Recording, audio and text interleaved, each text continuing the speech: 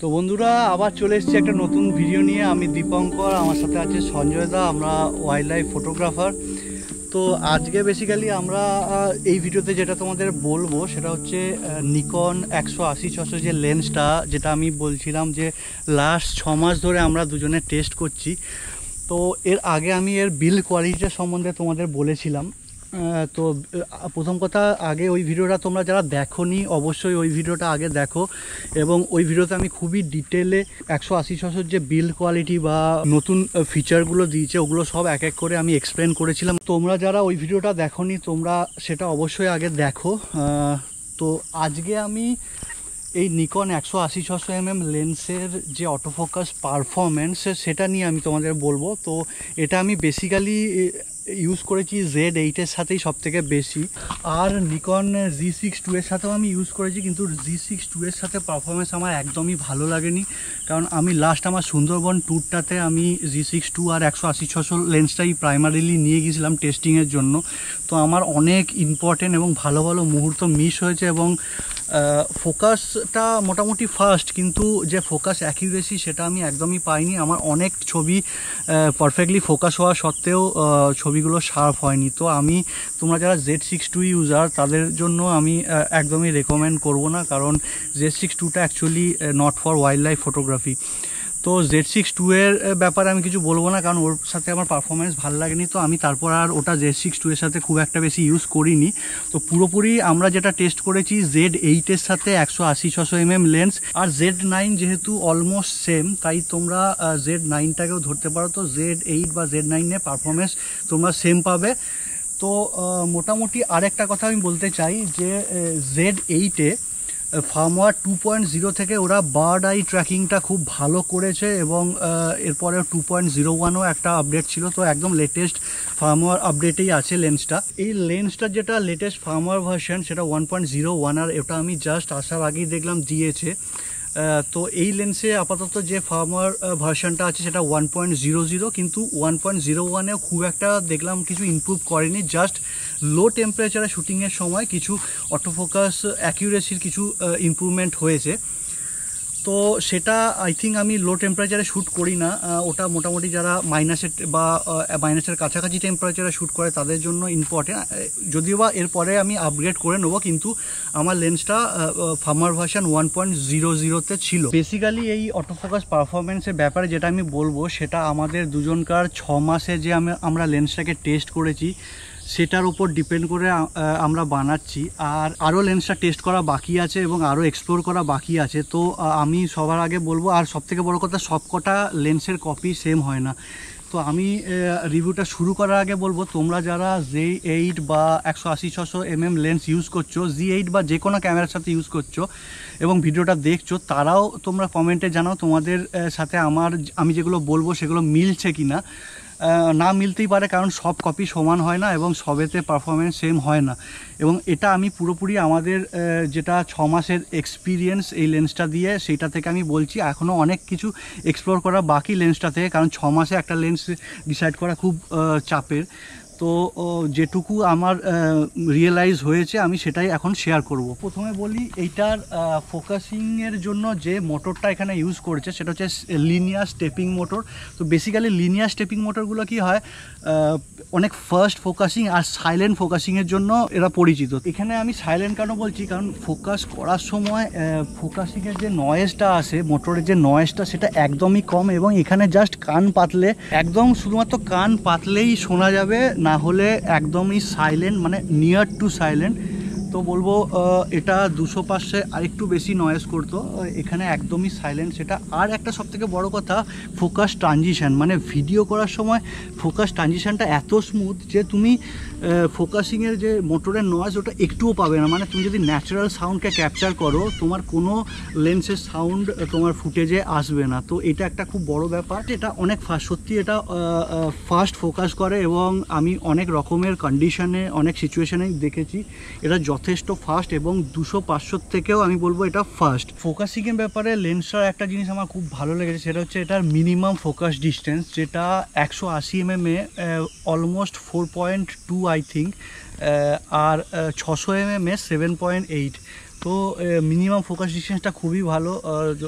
Safari করার সময় যদি খুব কাছে তোমার সাবজেক্ট চলে আসে তো অনায়াসে সেটাকে ফোকাস করতে পারবে। বেসিক্যালি এই টাইপের লেন্সগুলো যে জায়গায় একটু প্রবলেম করে, মানে এই টাইপের জুম লেন্সগুলো যে জায়গায় প্রবলেম করে সেটা হচ্ছে যখন আমরা 600 mm রেঞ্জে, মানে এর ম্যাক্সিমাম ফোকাল লেন্থে ইনফিনিটি থেকে একদম এর ক্লোজেস্ট বা মিনিমাম ফোকাস ডিস্টেন্সে আমরা ফোকাস করতে যাই, সেই সময় এই টাইপের সব লেন্সই প্রবলেম করে এবং হান্ট করে। এখানেও সেম, আমি এটাকে প্রবলেম বলবো না, এটা কমন সব এরকম টেলিফোটো জুম লেন্সে।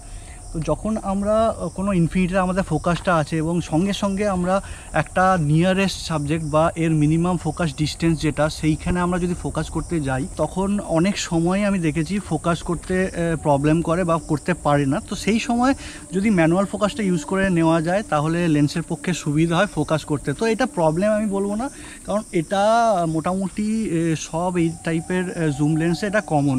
তো এটা এইখানে 180-600তেও আমি দেখেছি, নিকন 200-500তেও সেটা ছিল এবং আরও বেশি ছিল 200-500, এখানে আরও একটু বেটার হয়েছে। এবার সবথেকে ইম্পর্টেন্ট পোর্শানে আসি, যেটার জন্য তোমরা অপেক্ষা করছিলে, যে বার্ড আই ট্র্যাকিং বা অ্যানিম্যাল আই ট্র্যাকিং বা সাবজেক্ট আই ডিটেকশন বা এই পোর্শানটায়। তো এটা সবথেকে ইন্টারেস্টিং এবং মিররলেসের জগতে এটা সবাই এখন এইটার জন্যই বসে থাকে যে এর বার্ড আই ট্র্যাকিং কেমন বা বার্ড আই ডিটেকশানটা কেমন। তো সেটার ব্যাপারে আমি বলবো, আমি বেশিরভাগই বার্ড আই ডিটেকশান দিয়েই টেস্টগুলো করেছিলাম। তো সে কারণে আমার যেটুকু মনে হয়েছে সেটুকু আমি তোমাদের সাথে শেয়ার করছি। বেসিক্যালি 2.0 ফার্মওয়্যারের পর Z8-এর সাথে বিশেষ করে 180-600 বার্ড আই ট্র্যাকিংটা আমি বলবো খুবই বেটার, খুবই ভালো হয়ে গেছে। বেশিরভাগ ক্ষেত্রে যদি বার্ডস তোমাদের থেকে মোটামুটি 20 থেকে 50 ফিটের মধ্যে থাকে, আর যদি লার্জ বার্ড হয় তাহলে আমি বলবো মোটামুটি 100% ক্ষেত্রে বার্ডস আইকে ডিটেক্ট করে নেয় এবং ট্র্যাকও করে। কিন্তু আমি দেখেছি একটু ডিস্টেন্স সাবজেক্টে, মানে যদি তোমার সাবজেক্ট বা বার্ড 40 থেকে 50 ফিটেরও বেশি দূরে থাকে তাহলে বার্ডের আইকে ডিটেক্ট করতে পারে না Z8 এবং 180-600 লেন্স। এবং এটা আমি বলবো যে এটা প্রবলেম নয়, এটা অন্য ব্র্যান্ডও আমি ইউজ করেছি, সনিও ইউজ করেছি বা ক্যাননও ইউজ করেছি। এতেও দূরের সাবজেক্টের ক্ষেত্রে বার্ড আইকে ক্যামেরার পক্ষে আপাতত যেটুকু টেকনোলজি এখন ইমপ্রুভ হয়েছে সেই ক্ষেত্রে এখন ডিটেক্ট করা আমি বলবো একটু চ্যালেঞ্জিং। তো এটা Z8 বা 180-600-র জন্য নয়, এটা অন্য ব্র্যান্ডের ক্ষেত্রেও প্রযোজ্য। মেন কথা হচ্ছে যদি তোমাদের সাবজেক্ট কাছে থাকে, মানে 10 ফুট থেকে 50 ফুটের মধ্যে থাকে, তো খুব সুন্দর বার্ড আইকে ডিটেক্ট করে আর ট্র্যাকও করে দারুণ। আর বার্ডের সাইজ যদি বড় হয় তো একদম 100% ডিটেক্ট করতে পারে। আর এখানে আমার যেটা মনে হয়েছে বার্ড আই ডিটেকশনটা স্মল বার্ডের ক্ষেত্রে আমি আরেকটু বেটার এক্সপেক্ট করেছিলাম, কারণ আমি এর আগে সনি ইউজ করেছি এবং সনিতে স্মল বার্ডের ক্ষেত্রে বার্ড আই ডিটেকশন বা ট্র্যাকিংটা আরও বেটার। তো আমি মোটামুটি ছোটো ছোটো মুনিয়া, পার্পেল সানবার্ডস বা অনেক ছোট পাখির ওপর এটা টেস্ট করেছিলাম। তো মোটামুটি দেখেছি যে যদি খুব একদম ক্লোজ ডিস্টেন্স না থাকে তো স্কালি ব্রেস্টেড মুনিয়া বা ইন্ডিয়ান সিলভার বিল বা পার্পেল সানবার্ড, এগুলো ছোট পাখি, তো এদের বার্ডস আইকে ডিটেক্ট করতে পারিনি। As a object obviously track করেছে কিন্তু বার্ড আই কিন্তু ডিটেক্ট করতে পারিনি। আর ডিস্টেন্সও আমার তখন খুব একটা বেশি ছিল না, মোটামুটি ধরে নিতে পারো 20 থেকে 30 ফুটের মধ্যেই ছিল। কিন্তু বার্ড আইকে Z8 এবং 180-600 লেন্স, বিশেষ করে মুনিয়া আর সানবার্ড বা বায়া উইভারও আমি টেস্ট করেছি, তো বেশিরভাগ ক্ষেত্রেই বার্ড আইকে ডিটেক্ট করতে পারিনি, অ্যাজ এ অবজেক্ট তাকে ট্র্যাক করেছে। আবার কিছু কিছু সময় যখন মুনিয়া অনেক ক্লোজ আপ শটস আমি নিতে গেছি, মানে মোটামুটি আমাদের ডিস্টেন্স 10 থেকে 15 ফিটের মধ্যে ছিল, তো সেই সময় অনেক সময় ডিটেক্টসও করেছে। কিন্তু বেশিরভাগ ক্ষেত্রে 20 ফিটস বা 30 ফিটসের বেশি হয়ে গেলেই আমি দেখেছি যে এটা মুনিয়া বা কোনো এরকম টাইপের ছোট পাখির আইকে ডিটেক্ট করতে পারে না। তো ডিস্টেন্সটা এখানে একটা খুবই বড় ফ্যাক্টর। কিন্তু আমি বলবো ওভারঅল যদি আমি বলি তো বার্ড আই ডিটেকশনটা খুবই ভালো এবং আমি এত ভালো হবে এটা এক্সপেক্ট করিনি, কারণ এর আগে আমি সনি ইউজ করেছিলাম, সনিতে বার্ড আই ডিটেকশন বা বার্ড আই ট্র্যাকিংটা অনেক বেটার। তো নিকনও আমি বলবো অলমোস্ট সেই জায়গাতেই চলে গেছে, কিন্তু এখানে ওদের অনেক ইমপ্রুভমেন্টের জায়গা আছে এবং আমি শিওর যে আমার আপডেট তোমরা পাবে এবং সেই আপডেট করে তোমরা আরও এটাকে বেটার ওরা করবে। এরপর সবথেকে ইম্পর্টেন্ট ব্যাপারটা আমরা আসছি, তার আগে বলে নিই, এখানে বার্ড আই ডিটেকশন ছাড়াও সাবজেক্টের মধ্যে যেমন অ্যানিম্যাল আছে, হিউম্যান আছে, এরোপ্লেনস আছে, কার আছে, তো এগুলো আলাদা আলাদা মোড আছে। এগুলো তোমরা সিলেক্ট করে করে ডিফারেন্ট সাবজেক্টের জন্য তোমরা ডিফারেন্ট মোডকে সিলেক্ট করে তোমরা সেই এআই বা সাবজেক্ট ডিটেকশানগুলো বা সাবজেক্ট ট্র্যাকিংগুলো তোমরা পেয়ে যাবে, এবং সেটার পারফরমেন্সও খুবই ভালো। কারণ বার্ড আইটা এখানে সবথেকে বেশি চ্যালেঞ্জিং, তাই আমি ওটা বেশি করে এক্সপ্লেন করলাম। এছাড়া অ্যানিম্যাল বা হিউম্যান আই ট্র্যাকিংয়ে কোনো প্রবলেম নেই, আর সাবজেক্ট ডিটেকশানে যেমন এরোপ্লেন বা কারেও তোমাদের কোনো প্রবলেম হবে না। এবারে আমি ড্রব্যাকসে আসছি। লেন্স অনেক ফাস্ট ফোকাস করে 100%। আমি যেটুকু ইউজ করেছি আমার মনে হয়েছে খুব ফাস্ট ফোকাসিং। কিন্তু এখানে আমার মনে হয় নিকনকে একটু অ্যাকিউরেসিতে বা প্রিসিশানে ইমপ্রুভ করতে হবে। কারণ আমি যদি সাবজেক্ট ডিটেকশান এফেও যাই বা বার্ড আই এফ বা বার্ড আই ট্র্যাকিংয়ে যাই, তো অনেক সময় বার্ড আই ডিটেকশান বা ট্র্যাক তো করে নেয়, কিন্তু যে ছবিটা তারপর তুলি সেটা অনেক সময় চোখটা শার্প হয় না। তো এইটা আমি অনেক ক্ষেত্রে লক্ষ্য করেছি। বার্ড আই ট্র্যাকিং বা ট্র্যাক ভালো করেছে বা ডিটেক্টসও ভালো করেছে, কিন্তু অ্যাকচুয়াল ছবিটার পর আমি দেখেছি যে চোখে অতটা ফোকাস নেই। তো এক্ষেত্রে আমি বলবো এখানে অনেকটাই নিকনকে Z8-এ বা 180-600 mm লেন্সে ইমপ্রুভ করতে হবে। এটা আমার একটুখানি এখানে ফ্লস মনে হয়েছে। এবং শুধু আমি এআই ট্র্যাকিং বা সাবজেক্ট ডিটেকশন দিয়েও নয়, আমি রেগুলার যেটা ফোকাস মেথড AFC আর সিঙ্গেল পয়েন্ট, এইটাতেও আমি অনেক সময় শ্যুট করে দেখেছি, এবং এইরকম অ্যাকিউরেসিতে আমার কিছু কিছু জায়গায় আমার মনে হয়েছে একটু কমতি আছে।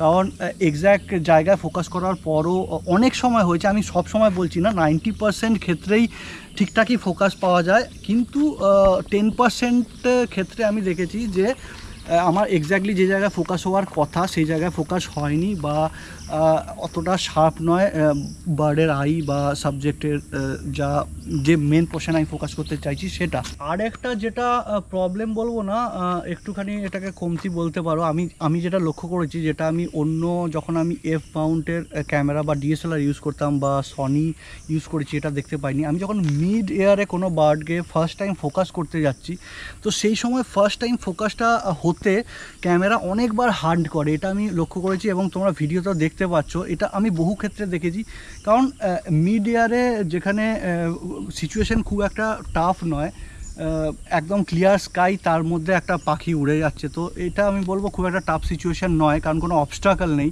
তো সেক্ষেত্রে আমার মনে হয় এখানে একটু বেশি এই কম্বোটা হান্ট করছে, যেটা আমি আগে যখন DSLR ইভেন নিকনের DSLR ইউজ করতাম 200-500 mm লেন্সের সাথে, তো সেটা এখানে হতো না। কিন্তু এই ক্ষেত্রে আমি অনেক জায়গায় দেখেছি। কিন্তু হ্যাঁ, যে একবার ফোকাসটা নিয়ে নিলে সেটা কিন্তু খুব সুন্দরভাবে ক্যামেরা বা লেন্স তাকে ট্র্যাক করছে, কিন্তু ফার্স্ট টাইম ফোকাস হওয়ার সময় আমি দেখেছি অনেক ক্ষেত্রে লেন্স হান্ট করেছে। তো এইটা আমি দেখেছি, আর এইটা আমার মনে হয় খুব একটা বড় প্রবলেম নয়। এটাও নিকন খুব তাড়াতাড়ি হয়তো ওদের ফার্মওয়্যার আপডেট দিয়ে সেটাকে ফিক্স করে দেবে। তো এবার আসি ভিডিও পোর্শানে। তো ভিডিও রেকর্ডিংয়ের সময় বার্ড আই ডিটেকশান বা সাবজেক্ট ডিটেকশানও খুব ভালো।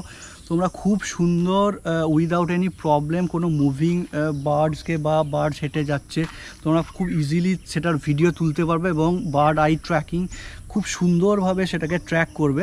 অবভিয়াসলি যদি খুব দূরে থাকে তো অ্যাজ এ সাবজেক্ট ক্যামেরা বা লেন্স তাকে ট্রিট করবে, কিন্তু মোটামুটি যদি 50 ফিটের মধ্যে থাকে তো খুব সুন্দরভাবে ক্যামেরা বা লেন্স বার্ড আইকে ট্র্যাক করবে, এবং খুব সুন্দর তোমরা ভিডিও পাবে। সবথেকে বড় কথা, এটা আমি ভিডিওর ক্ষেত্রে ফোকাস ব্রিদিং একদম মিনিমাল দেখেছি, যেটা 200-500 একটু বেশি ছিল, কিন্তু এটাতে ফোকাস ব্রিদিং খুবই সুন্দর। আর একটা যেটা মেন, সেটা হচ্ছে যেটা একটু আগেই আমি তোমাদের বললাম, যে ফোকাস ট্রানজিশনটা ভিডিওতে একটা সাবজেক্ট থেকে আউট অফ ফোকাস বা ফোকাস হওয়ার সময় যে ট্রানজিশনটা, সেটা এতটাই স্মুথ এবং সাইলেন্ট যে তোমরা ভিডিওতে একটা সুন্দর সিনেমাটিক এফেক্ট পাবে। তো ভিডিওর ক্ষেত্রে আমি একদম 100-এ 100 দেবো। এবং খুবই ইমেজ স্টেবিলাইজেশনের ব্যাপারে আসবো। তোমরা হ্যান্ড হেল্ডই এত সুন্দর তোমরা ভিডিও করতে পারবে। আমি এর পরের ভিডিওতে এই স্টেবিলাইজেশনের ব্যাপারেও ডিটেলে বলবো, কিন্তু এর স্টেবিলাইজেশনও যথেষ্ট সুন্দর, এবং হ্যান্ড হেল্ড তোমরা কোনো প্রবলেম ছাড়াই কোনো বার্ডস বা মুভিং সাবজেক্টের ভিডিও খুব সুন্দরভাবে করতে পারো। ওভারঅল আমি যেটা বলতে চাই, এর অটো ফোকাস খুব ফাস্ট, এবং তোমরা খুব তাড়াতাড়ি যে কোনো মুভিং সাবজেক্ট বা মুভিং বার্ডসকে বা অ্যানিমেলসকে বা যে কোনো সাবজেক্টকে ফোকাস বা ট্র্যাক করতে পারবে। কিন্তু এখানে আরেকটা হচ্ছে বার্ড আই বা সাবজেক্ট ডিটেক্টস এআই, এগুলো যথেষ্ট সুন্দর এবং সেগুলো তো কোনো প্রবলেম নয়। কিছু কিছু প্রবলেম আমি বললাম, যেমন ছোটো বার্ডের ক্ষেত্রে বা একটু দূরে থাকলে সাবজেক্ট, তখন একটু প্রবলেম হয়, এটা মোটামুটি কমন। আমি যদি এটাকে 200-500 সাথে তুলনা করি, তো 200-500 থেকে অবভিয়াসলি ফোকাস অনেকটাই ফাস্ট। কিন্তু আমি বলবো যে আমি যদি সব এআই ট্র্যাকিং বা সাবজেক্ট ডিটেকশান পোর্শানটাকে বাদ দিই, মানে জেনারেল মেথডে ফোকাস করি, তো আমি 200-500 আর 850 বা তার থেকে আরও আপার বডিতে আমি যদি শ্যুট করি আর Z8 বা 180-600 দিয়ে শ্যুট করে কম্পেয়ার করি, তো আমার এখানে মনে হয়েছে যে 200-500 বা 200-500 সাথে 850 বা তার আপার বডিসগুলোর যে ফোকাসিং অ্যাকিউরেসিটা, মানে এক্স্যাক্টলি যে জায়গায় আমার ফোকাস হওয়ার কথা সেই অ্যাকিউরেসিটা আমি বলবো এখনও বেটার। তবে অবভিয়াসলি এখানেও নিকনের ইমপ্রুভমেন্ট করা অপশান আছে ফার্মওয়্যার আপডেট দিয়ে, এবং আমি শিওরকে নিকন খুব তাড়াতাড়ি আরও ফার্মওয়্যার আপডেট দেবে ক্যামেরা লেন্স দুটোরই। তো ফিউচারে সেগুলো আমার মনে হয় আপডেট হয়ে যাবে খুব তাড়াতাড়ি। তো এটা অবভিয়াসলি আমার এই কপিটার পরিপ্রেক্ষিতে আমি এই রিভিউটা দিচ্ছি। তো সেম লেন্সের ক্ষেত্রে সবাইকার কপি সেম হয় না, হতে পারে তোমাদের কপিটা একটু বেটার বা সেটার পারফরমেন্স আরও ভালো। তো তোমরা যারা, আবার বলছি, তোমরা যারা ইউজ করছো এই কম্বোটা বা 180-600 সাথে যে কোনো ক্যামেরা, তো তোমরা নিচে কমেন্টে জানাও যে আমার সাথে তোমাদের ভিউগুলো বা পয়েন্টগুলো মিলছে কি না। তাহলে যারা কিনতে চলেছে বা সুইচ করবে তাদের পক্ষে অনেক সুবিধা হবে সেই কমেন্টগুলো দেখে কিনতে যাওয়ার। তো এটাই মোটামুটি এর অটোফোকাস সম্বন্ধে বলা ছিল, যেটুকু আমি লাস্ট 6 মাসে ইউজ করতে পেরেছি। যদিও বা 3-4 মাস বৃষ্টি হয়েছে, তো খুব একটা বেশি কিছু ইউজ করতে পারিনি। এটা আমি আরও বেশি ইউজ করব, এবং আরও যদি আমি কিছু ফ্লস পাই তো অবশ্যই তোমাদের পরে সেটা কোনোভাবে বা অন্য কোনো ভিডিওতে জানাবো। তো মোটামুটি এইটুকুই ছিল। এরপরে আমি বানাবো ভাইব্রেশন রিডাকশানের পারফরমেন্সটা নিয়ে ভিডিও, তো সেটা খুব তাড়াতাড়ি আসবে এবং অন্য ভিডিওসগুলো খুব তাড়াতাড়ি আসবে। তো মোটামুটি এইটুকুই আমার যেটুকু এখন এখানে মনে পড়ছে। তো এর থেকেও তোমরা যদি আরও ডিটেলে রিভিউটা দেখতে চাও বা অটোফোকাস পারফরমেন্স সম্বন্ধে, আমি আমার হিন্দি ভিডিওটাতে অনেক ডিটেলে এবং অনেক প্র্যাকটিক্যাল এক্সাম্পল দিয়ে এক্সপ্লেন করেছি। তো তোমরা আরও ডিটেলে দেখতে গেলে আমি ওই ভিডিওটার লিঙ্ক নিচে ডেসক্রিপশানে দিয়ে দিয়েছি, তোমরা ওই ভিডিওটাতে গিয়েও ওটা দেখতে পারো। ও মোটামুটি যা মনে হয়েছে আমি সবই বলে ফেলেছি, তাও যদি কিছু বাদ থাকে সেটা ওই হিন্দি ভিডিওটা তোমরা পেয়ে যাবে। ভিডিওটা তোমাদের কেমন লাগলো সেটা কমেন্টে অবশ্যই জানিও। যদি তোমাদের কোনো প্রশ্ন থাকে সেটাও কমেন্টে করতে পারো, আমি কমেন্টে বা তার রিপ্লাই দিয়ে দেবো। আর আবার বলছি যে যারা আরও আমাদের বিহাইন্ড দ্য সিন দেখতে চাইছো, একটু অপেক্ষা করো, কারণ এখন চারিদিকে জলকাদায় ভর্তি, এখন খুব একটা পাখিও নেই, আর এখন আমি ট্র্যাভেল বা ট্যুরও করছি না। তো ওই ভিডিওটার জন্য একটু ওয়েট করো। আর তার আগে আমি বলবো যে চ্যানেলটা একটু শেয়ার করে গ্রো করার চেষ্টা করো, তাহলে আমার একটু বেশি মোটিভেশন আসবে এবং আমি আরও ভালো ভালো ভিডিও নিয়ে আসবো। তোমরা প্লিজ ততদিনে আমার কাছে যে কটা প্রোডাক্ট এসেছিলো সেগুলো রিভিউসগুলো আমি শেষ করি। তারপরে বার্ড ছবি তুলতে গিয়ে আমরা কীভাবে কী ছবি তুলি সেগুলোর ব্যাপারে ভিডিও খুব তাড়াতাড়ি আসবে।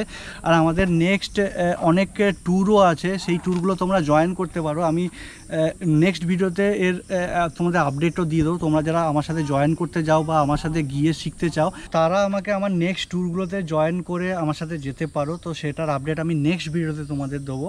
তোমরা এখনও যেগুলোর বুকিংস হয়নি সেগুলোতে তোমরা অবভিয়াসলি সিট বুকস করতে পারো। তো আপাতত এই ভিডিওতে এইটুকুই। খুব তাড়াতাড়ি নতুন ভিডিও নিয়ে আসছি, আর ভ্লগস এবং আবার বললাম যে বিহাইন্ড দ্য সিন বা আমরা ছবি তুলতে গিয়ে আমাদের কীরকম অ্যাডভেঞ্চার হয় বা কিভাবে আমরা সময় দিই সেইগুলোর ওপর ভিডিও আসবে। একটু বর্ষাকালটা যেতে দাও, ততদিনে এই রিভিউ ভিডিওগুলোই দেখো। আর কি বলবো, আর অ্যাকচুয়ালি আমি বুঝতে পারছি যারা তোমরা ওয়াইল্ড লাইফ ফটোগ্রাফার নও তাদের হয়তো এই রিভিউ ভিডিওগুলো ভাল লাগছে না, কারণ তোমাদের এগুলো তো অবশ্যই কোনো প্রয়োজন নেই। কিন্তু এখন আর একটু আমার চ্যানেলটা গ্রো করতে সাহায্য করো, তারপর আমি সেই ভিডিওগুলো আরও বেশি বেশি করে নিয়ে আসবো। তো আপাতত এই ভিডিওতে এইটুকুই, টাটা।